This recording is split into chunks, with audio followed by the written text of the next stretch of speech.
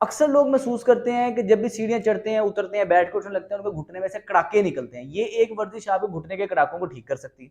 आपने क्या करना है कि बैठ के किसी जगह पे अपने पाँव के ऊपर इस तरह हाथ रखना है, अपनी थाई के ऊपर, पट के ऊपर जिसको कहते हैं, हाथ रखना है, पाँव को बाहर की तरफ खींच निकालना है और इसको सीधा करना है टाँग को। 10 दफ़ा इस पोज़ीशन में टाँग को सीधा करना है, फिर दोबारा से पाँव को अंदर की डायरेक्शन में करना है और 10 दफ़ा इस पोजीशन में आपने सीधा करना है और दोनों घुटनों को आपने करना है पूरे दिन में 3 दफ़ा 10-10 दफ़ा करेंगे, आप देखेंगे कुछ ही दिन करने से आपके घुटनों के कड़ाकों में कमी आना स्टार्ट हो जाएगी। अस्सलाम वालेकुम।